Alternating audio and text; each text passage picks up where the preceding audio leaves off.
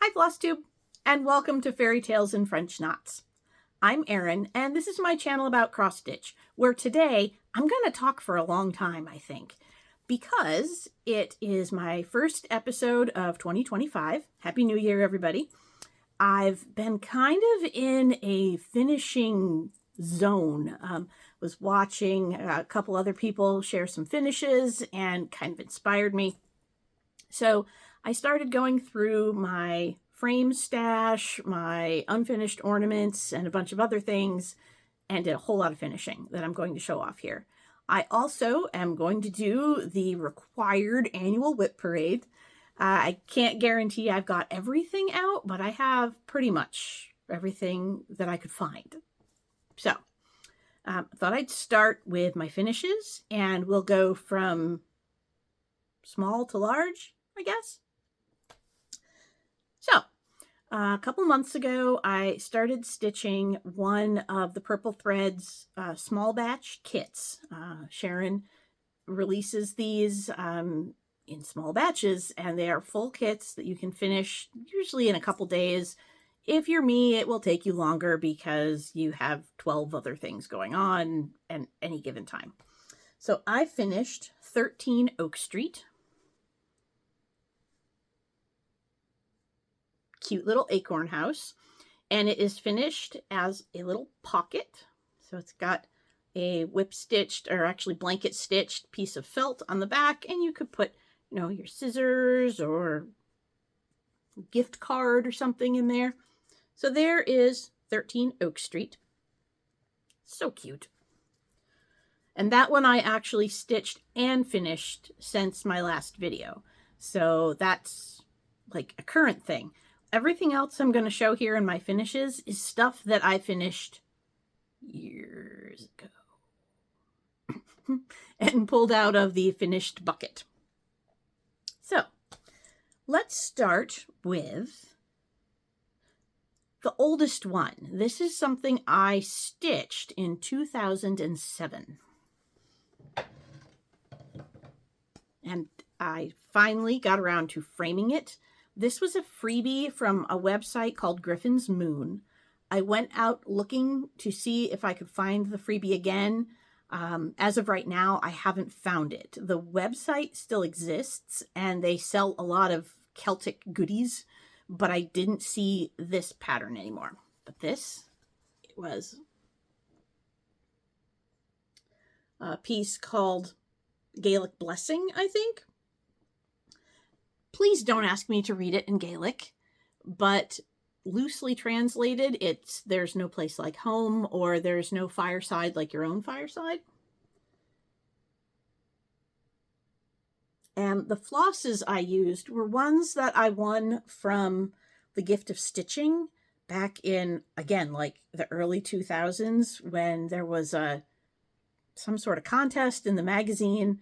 And I won like a full set of 6-strand sweets, plus a whole bunch of these like random Australian overdyed flosses.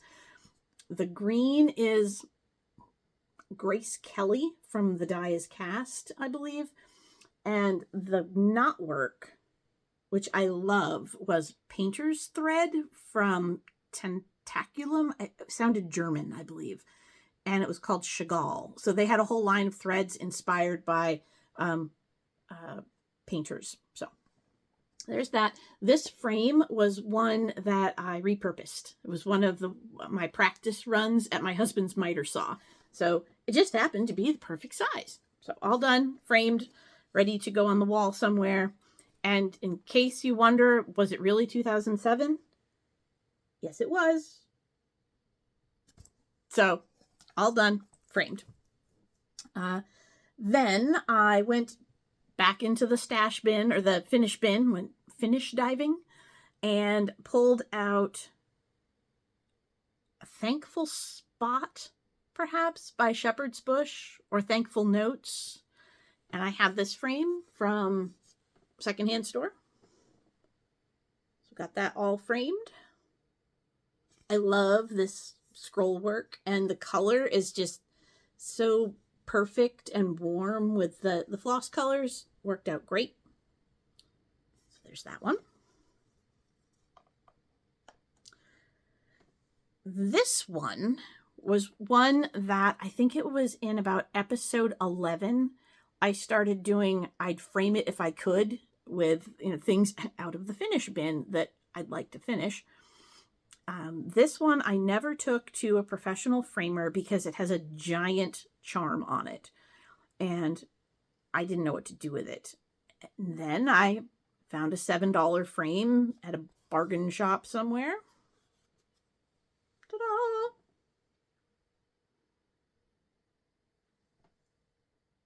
And this is the giant charm. As you can see, it's got a big, I believe they're called cabochons, big rounded thing in the center, which would make it really hard to put glass on.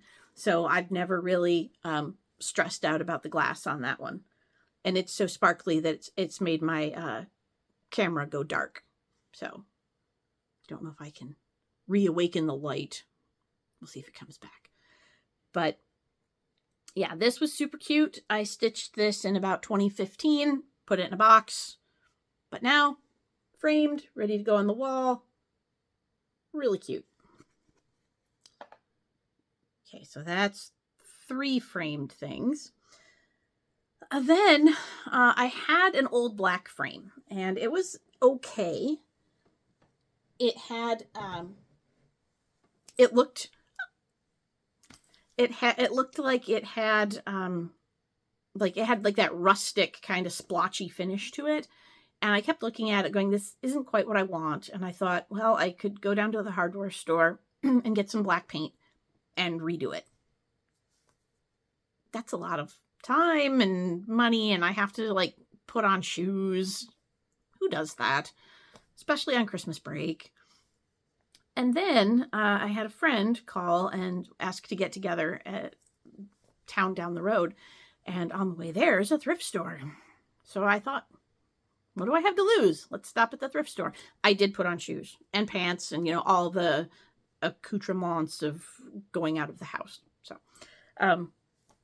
I found a perfect black frame. And I framed this piece, which I think is from Fiddlesticks AU. I, again, finished this. I didn't put a date or my initials on this one. Bad, Erin. All done. Black frame. This frame, I found out after I bought it, took it apart, basically trashed it, and turned it into something else. This was a Disney Park exclusive frame, and it's got, I don't know if you can tell, you can't now, because I bought myself a poinsettia so I could put a back in it. But it had, where is the edge? There's the edge. So this piece right here slides out, and it had 2 pieces of glass so that you could put your Disney picture and like float between the pieces of glass. And it had all this like Disney magic stuff etched into the glass. Evidently, they are a exclusive to the Disney Parks stores that sell on eBay for 20 or 30 bucks. I paid $1 for it, and then I trashed the glass and used it for something else entirely. So yeah, this I don't really know what to do with because I'm not so into it, but maybe I'll put it downstairs next to our TV and our DVD collection because we're dinosaurs and we still have DVDs. But yeah, all done. You remind me of the babe. So that's framed. And my last piece of framing, I'm like looking around all around the room because who knows. This was a piece by Prairie Moon that I stitched after my daughter was born. And I absolutely loved the symbolism of it because I think it's called Sundance or Sun Waltz. There were 2 pieces. There's a sun one and a moon one anyway. And the little sun girl is dancing in, looks like a desert kind of. There's a border of flowers and she's holding 3 stars. So I had 3 unsuccessful pregnancies prior to having my daughter. So to me, it's like her dancing with the babies that weren't. And it makes me really all kind of crinkly inside. So I had really thought about sending this one to Jill Rensel for special framing because it's special to me, but it's also tiny. It's stitched on, I think, 36 count, and it was a scrap of fabric that somebody gave me at a retreat or something, and I don't know the name or count anymore, but it's just tiny, and sending it away seemed silly. And then I found this frame in my stash on the shelf, and it's like a shadow box effect, and there it is.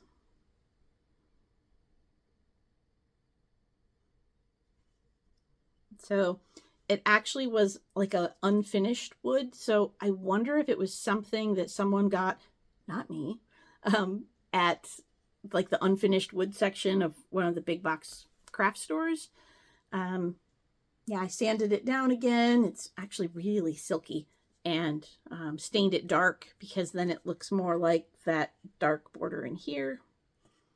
And the paper flowers were left over from my days of scrapbooking, because why would you throw anything away? Don't throw anything away. Hoard it all, people. And I just tucked the one that looked like the rose in here, put the blue one on the top. They're just held on there with craft glue, but that came out super cute. I really love that one. So there's 5 things framed, plus the little Oak Street house. Then I went to the ornaments, and when my daughter was born, I started stitching her an ornament every year. And I know lots of stitchers out there do this for their kids and their grandkids, and they're just so creative, and they do all the finishing, and it's great. I have the attention span of a squirrel. And many times I start stitching and I get the stitching done, and then I'm like, ooh, something new. I should start something else. Ooh, I have to finish that. And gone, right?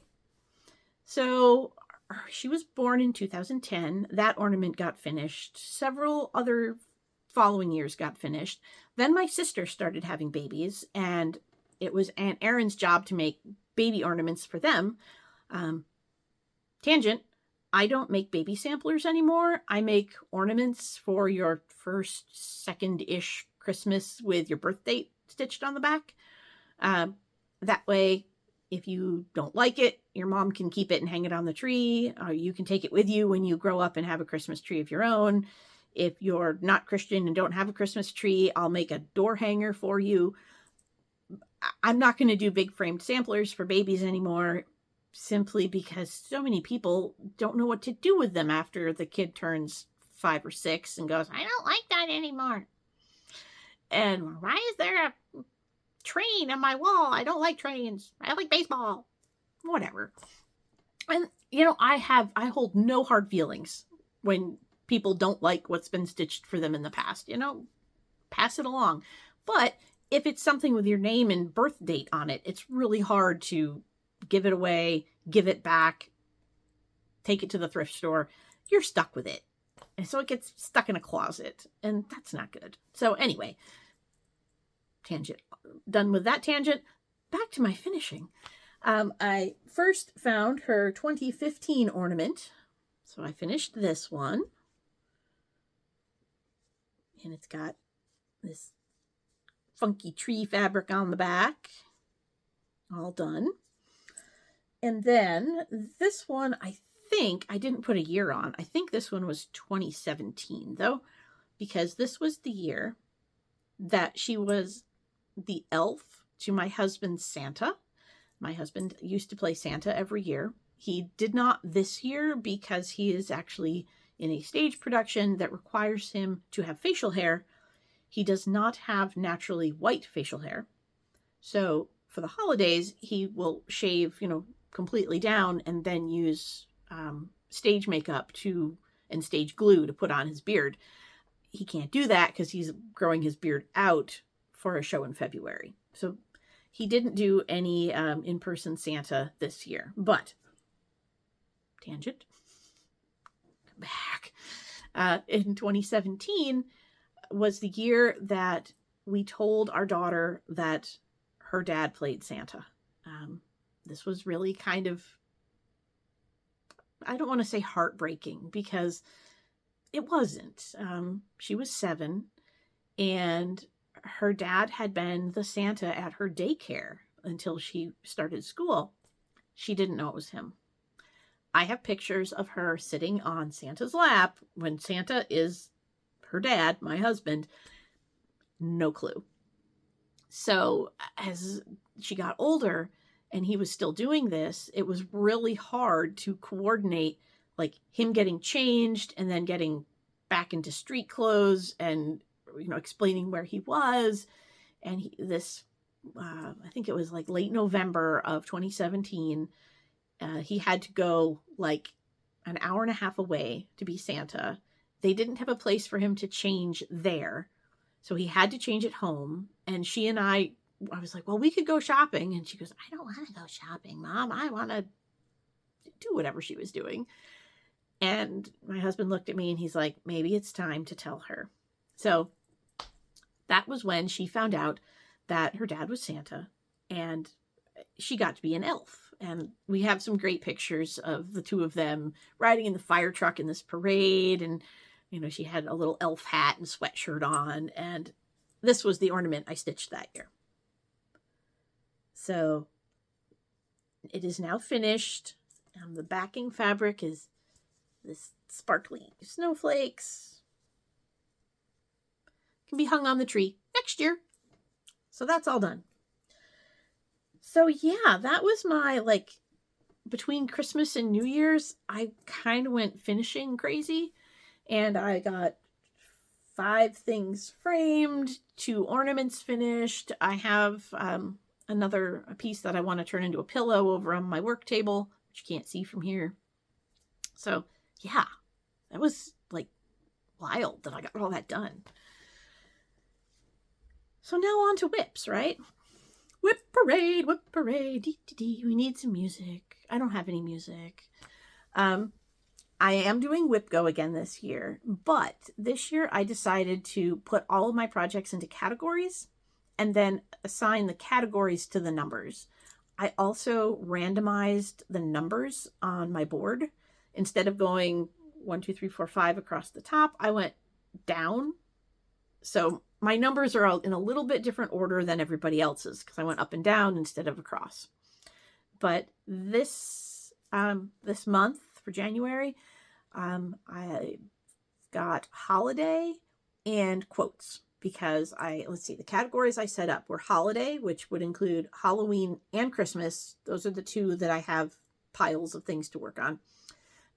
Fancy ladies, fantasy, quotes, aquatic, pictures, and samplers. There might have been 1 or 2 others. I might have actually just thrown in an other, because I had a few I couldn't figure out what to call. But for the most part, everything fits into at least 1. Oh, I had monochromatic or limited color, because I have at least 2 in the pile that have 1 or 2 colors, and that's it. So they get put into those categories.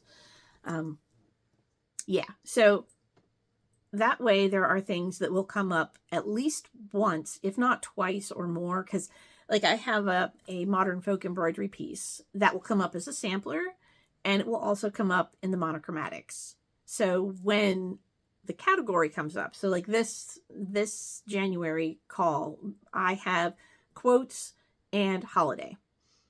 So I can pick anything that falls in those categories.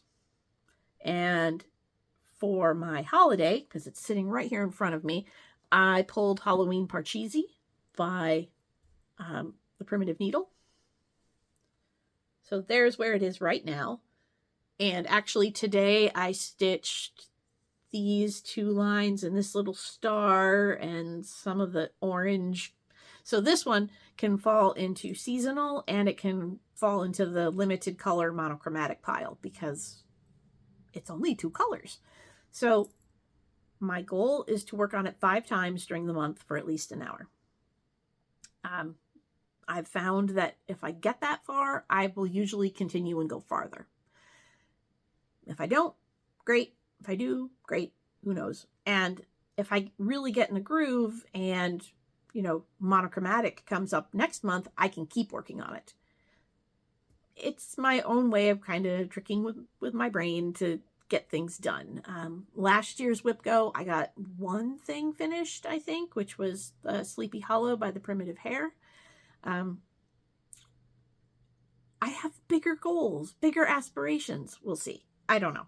So, as I've now started the WIP parade, Halloween Parcheesi, when finished, looks like this. I've got a ways to go. So there's WIP number 1.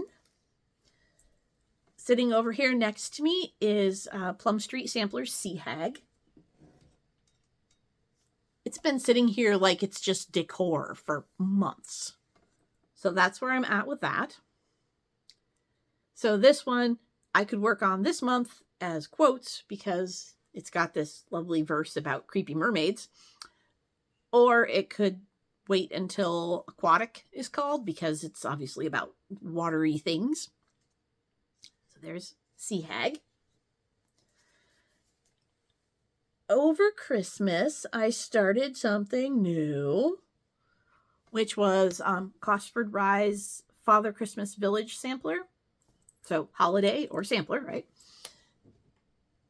It's still on the scrolls.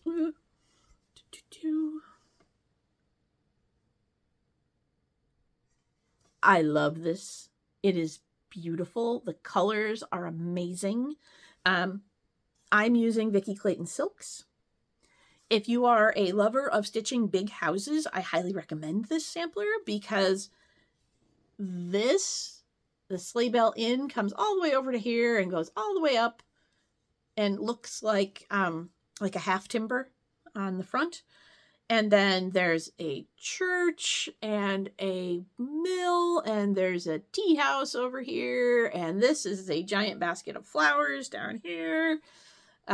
Yeah, there's like big blocks of stitching. And at first I didn't like it, but I'm using Vicki Clayton Silks and they just slide like butter through my 40 count sheep straw, which is what I'm stitching this on.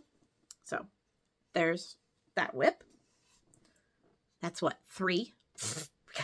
We got a ways to go, people. So there's that one. I'm opening the WIP bin now. All right. So I did unzip all of my bags before I started this, so you won't hear any zippers, hopefully. This is Asian Shadow Quilts by Ursula Michaels. It's on a 40 count white. I started this years ago for my husband on like a 28 count mushroom, I think it was. And then I realized that the pattern uses the background fabric for white. And so this is what I have so far on this piece, right? So this yellow and black quilt here, this is all white around here. And if I did it on mushroom fabric, it looked brown. And I realized that that was not going to work. So I had to restart it on the 40 count. I like working on it, but I'm not sure if my husband really needs it anymore because this was started as a piece for him to put in his office. He really likes, Asian philosophy and he's a therapist. Well, he works telehealth now from home and spends most of his days in his recliner with his laptop talking to people via Zoom or on the phone. I don't know what to do with this one, but the colors are so pretty and I love the little kimono at least, so I feel like I'll keep going on it. It hasn't made it into the chuck it pile. So that is Asian Shadow Quilts.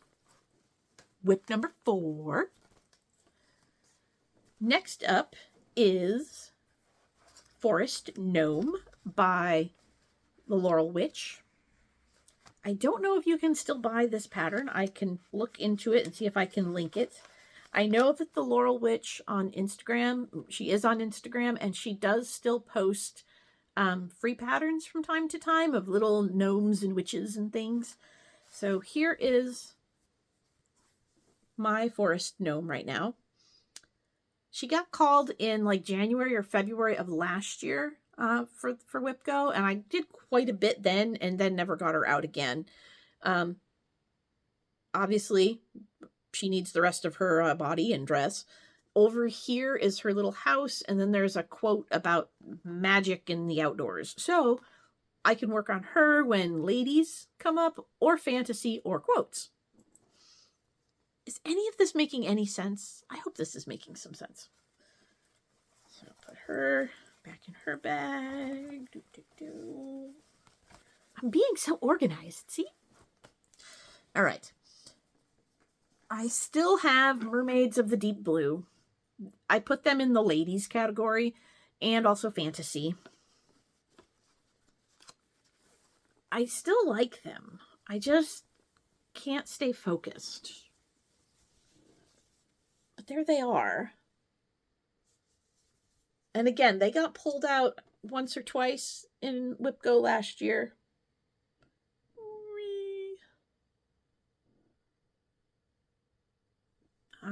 I started this.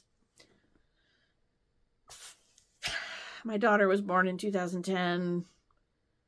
We moved across the state in 2008, 9. I remember this being on scroll frames in the first house my husband and I bought in Erie, PA. We haven't lived there since like 2008. So this thing, I was really ambitious. Sorry, ladies, you're going back in the bag now. But I still love you. You're still pretty. Yeah. All right. What else have we got going on? This would be a holiday or a quote. This is Shining Star by Sam Sarah Designs. When finished, it looks like this. It is the last few lines of Have Yourself a Merry Little Christmas. I started this in the summer of 2020 after a very dear friend of mine who... Okay, so I call her a very dear friend. We never met in person. We met online on wedding planning boards, and our weddings were like within a day of each other, and we just clicked as humans. So I considered her a friend. She died very unexpectedly of a recurrence of breast cancer in 2020. So I started this piece for her in her memory. She loved Christmas. That was the other missing piece of that story. It's really pretty close to done. I need to do these boxes, and then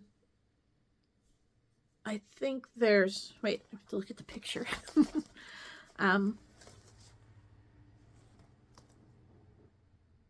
Yes, finish and Have Yourself a Merry Little Christmas, and then there's a box underneath the center that says Now that looks like the trunk. And I did not leave myself a lot of margin on that fabric, but it was 2020 and there was nowhere to shop and I needed to stitch something. So I started this. Obviously, haven't finished it. But that one is definitely on the possible finish pile. I have a lot of weird stuff. I don't know where I found some of these patterns, but I don't know. So this is a quote from Game of Thrones. And it's in my Game of Thrones bag. And the piece, when it is done, says, "Never forget what you are, for the world surely will not. Make it your strength, then it can never be your weakness." And if you're familiar with Game of Thrones, Amity,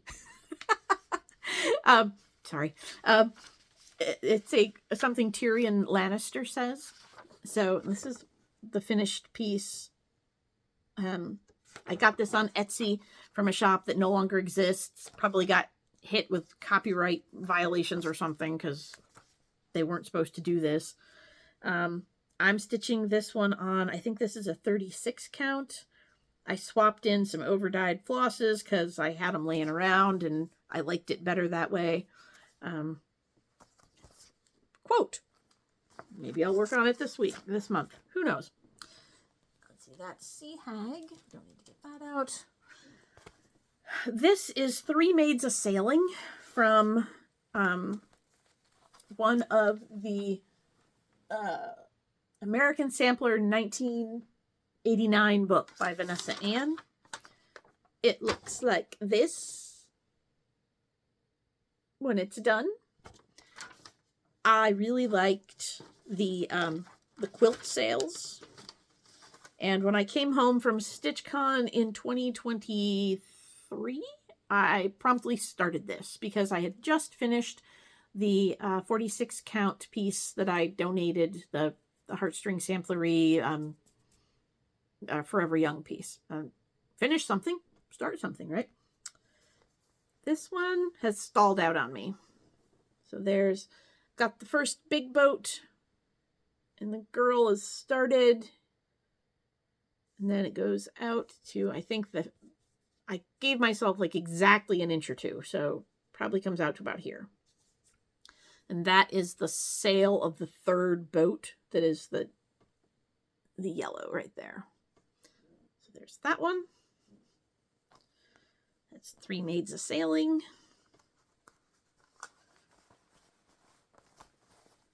We got more, people.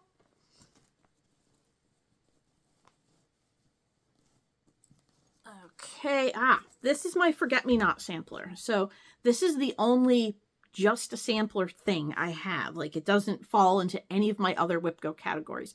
I really love this piece. It's in this great bag from Vintage Owl Lady, which I just think is beautiful. And as you might know, I have a thing for Forget-Me-Nots. I have them tattooed on my wrist. And this has come out several times over the course of the year. So there's what I have on it. Obviously, I have to, the border matches up. I got all of the edge of the border done.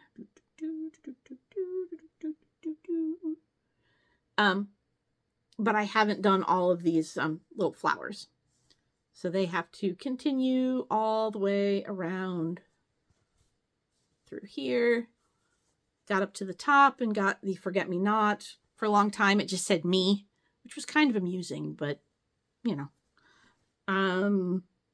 That bottom chunk of the diamonds down there at the bottom, I have to finish those. I swapped out all the colors in this one because the picture was stitched with Victorian Motto overdyed flosses. And then she provided only a DMC conversion. And I looked at the DMCs and they just looked way too like Crayola colory for me. So I swapped in hand dyes, and some of them were Victorian Motto. I asked her, or I sent an email and said, I'd really like to know which ones of yours you used, because I have some and I'm just curious if they're the same ones or if they're close. And the reply that I got was kind of like snarky and not real helpful. But I don't care. I'm going to use the colors I like. So that's going. I seem to be missing. Oh, no, I'm not. I thought one was missing. Oh, this one was not unzipped. Sorry.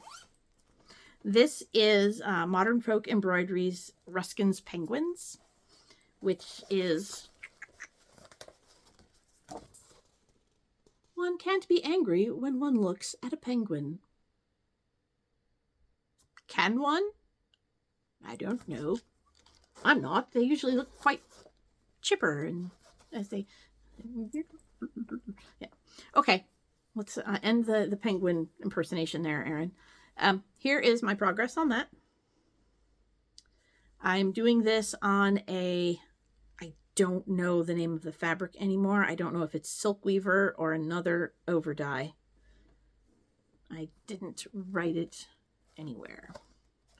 I'm sure I have it in my notes someplace, but yes, I decided the fabric looked rather like the Northern Lights. So that was why I chose it. So that one's been worked on a few times. It's a good travel project because that is a 28 count. So like I'll take that to guild meetings and things where I don't always have the best lighting. So I haven't gone to a lot of guild meetings either. So maybe that's why I haven't worked on it. All right. Over here. One moment, please. I've been working on for several years now. Gosh, it's probably going on 6 or 7. Secret Sky by Modern Folk Embroidery. I'm doing this on a 36 count 1/2 with DMC variegated thread. And I've obviously not been keeping up with this one. I don't know if it got called last year in WIP Go, if I worked on it or not. It's absolutely beautiful. I love Jacob's samplers. I love his designs. I always forget how time-consuming Quakers can be. They look like they'll be simple because they're a geometric pattern. You just fill them in and off you go and then on to the next. But there's a whole lot more counting in them than you'd think. So here's where I'm at with Secret Sky. The entire bottom is done. So oh,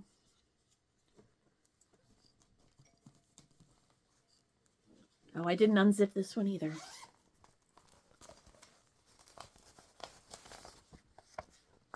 And this is a black and white printout, but that's the whole thing. So I've finished from the words down to the bottom, and I'm up, you know, kind of in here. I have the beginnings of this loopy flower. And I was thinking about when I do it, when I get to the spot, that this heart right here will be done in the same red that I did the lettering in. And yes, this actually, it got called twice in 2024, and I did work on it in January and July. I've got my little note. So that one will hopefully come out again this year. I don't know if it will get finished. It's big, and even with my new Lowry, which I love my Lowry. Lowry is wonderful. If you, I just don't know. So he's still there to be worked on. So there's that. This pile is about to fall off my lap, people. I think I'm almost done with my WIPs. So this one, I'm not going to take this out of the bag. This is Redbird by Courtney Collection. And this is another one that this is in my monochromatic pile. I thought about putting it in the holiday pile, but it's not necessarily Christmas. It's just a deer and a red bird. But yes, I have to finish basically this piece. I think, oh no, and there's a little bit more here that comes down under his feet. So it's kind of there. So that one's coming along. And I have one more, my New Year's start that I wasn't going to start, but then I started last night. So first of all, one of the other projects I assigned to myself, and I'll try and put this in my, maybe one of my Just a Quickie videos. I made a project bag out of an old t-shirt. So as part of my finishing, stash diving, what the heck is all this crap project for the winter, I was going through all my storage bins. And that's where I found a lot of these frames and finishing ideas and things that I just, you know, put there because I'm going to need them someday. I'm going to use this. Yeah. One thing I found was some pieces of some old dresses that I had shortened for my daughter and I like years ago. Those I made into book sleeves, which I think I showed a couple videos back. But I also found the sleeve of a t-shirt. Seriously, just the sleeve, not the whole t-shirt, just the sleeve. And the reason I had saved it was because it was from my husband and my first date.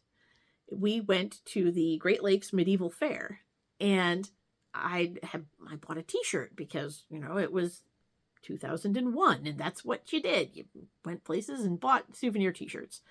And I wore the shirt until the collar got all those little like moth bites in it from being worn and washed so many times, and finally decided I should chuck it. I thought about saving the front because it had like a Celtic knotwork border across the chest of the shirt, and I thought, oh, I'll save that and make something with it. I did not. I looked at it and went, the whole idea of, using fusible interfacing and figuring out how to do a t-shirt quilt was something I was not ready for and probably never will be. So thankfully I threw that away. But on the sleeve, there was also a little logo. And I'm sure I thought, oh, I could make like a little drawstring bag or something with that. Didn't do that either. It just lived in a box for like 20 years. Now it is a project bag. So there's my t-shirt bit. And why on God's green earth I bought this fabric? I mean, really? It's like weird brown green DNA plant strands. I don't even know. It's weird, but looks great with that piece of t-shirt. So that was my little project. My mother actually sent me a zipper foot for Christmas. So I did play around with that. I still hate zippers. So yeah, sorry zippers, you're not my friend. But I put it together with a zipper that I found at the thrift store for 79 cents. And yes, you can see my lovely brown zipper that blends in. And what I started, I just posted on Instagram last night, but there it is. And I have decided that I need to start, finish, and then sell Bluebell. So yes, I still have Bluebell. There she is. And hopefully that should go pretty quickly, actually, because I'm using this fabric as a 28 count. I was looking at the beads called for, and some of them are those big pony beads, and I don't like trying to mush those into 32 count fabric.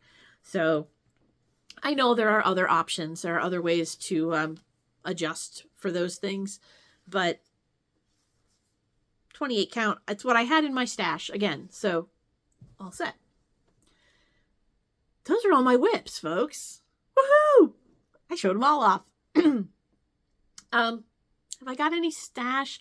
I actually did not get any stash for Christmas. What I did get, and I'm actually using right now, is a gooseneck clamp for my phone, so I can record much more easily.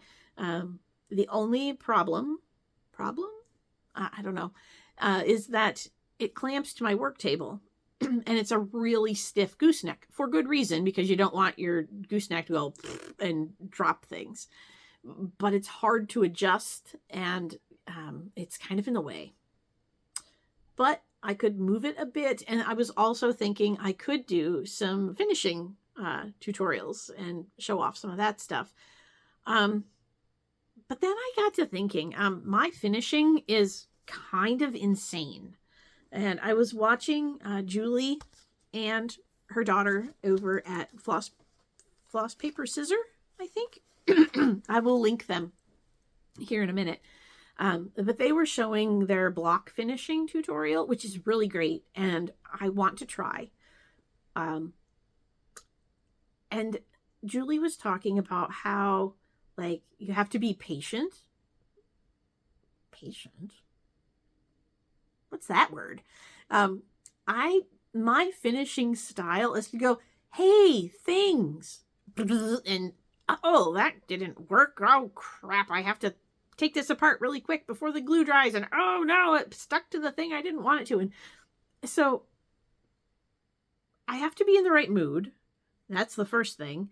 And I have to have a really good vision of where things are going, and many times I don't. So I have an example of what I'm talking about. I have this little cube. So let me backtrack for a minute. Julie and her daughter showed block finishing tutorials, which were great because they use wooden blocks, and I've never done that. I've always used styrofoam. So with wood, you have to sand it and paint it and sand it and paint it again. I know this because I've worked with wood. I do frames. I used to build doll houses. I completely understand the process. But a lot of times with my needlework finishing, I just like want to do it now. And planning ahead is very hard to document. So styrofoam, I think maybe it was Vana years ago. I don't even know where I learned how to do this. But what I love about styrofoam is you just use stainless steel pins, and you can glue some padding to the styrofoam. It's really lightweight. It's lots of fun. So this was the one that I finished, I think it was last year. And this is a styrofoam cube. So what I did was I mounted this to the front with pins. I mounted this to the back with pins. And then this is a strip that has been folded to kind of hide, but you can still see where it's wrapped. Just folded to hide the edges and the pins, and then glued at the bottom. And when I first made it, I put little feet on it. And then after I put the feet on, I went, oh, I could put real trees on it. And that's what I did. These are actually, they are craft sticks that I drilled holes in and then put tree pipe cleaners through. But after I did that, when it was sitting on beads like feet, the trees looked stupid because trees need to sit like this, not, this far off the ground. So I yanked the beads off, and you can see I've got little glue holes, and I'm sure I used E6000. I mean, I want this to last until I'm dead and gone, of course, right? So yeah, it's not perfect. I mean, when it's sitting on a shelf, you're never going to know. But do you really want to watch a crazy person go, oh, that's crappy, and throw it away? And do I want to put in the work to do that and then go, well, crap, I can't share that with people. So I don't know if I want to share my finishing techniques. I'll just show you the things I finished because then they look good. But how I got there is sometimes kind of ugly. Well, all right. It has been about more than 45 minutes now. This is, I think, the longest video I've ever made because I had the most to show. Oh, stash. I do have some stash. Like I said, I didn't get anything for Christmas except my gooseneck, but I did purchase for myself at a local bookstore, Max Pigeon's Cross Stitch in the Forest.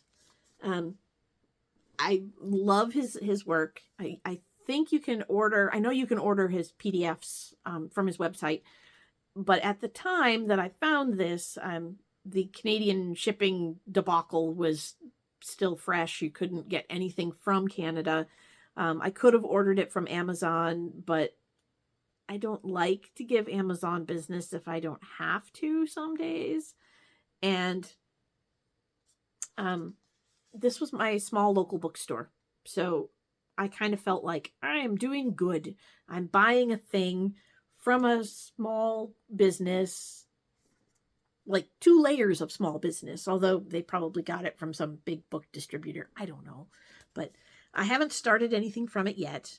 But I really love this one, The Heron at Dawn, because every morning on my drive to work, well, not right now because it's cold and stupid outside, but once the weather gets nice, I drive by this kind of swampy area, and I would say about 3 days out of 5, I see a heron standing in there. So yeah, and all the designs in here are lovely. And I can see myself working on a couple of them, finding different ways to finish them. And yeah, I've got some ideas. I won't film them. And happy stitching. I'll see y'all next time. Bye.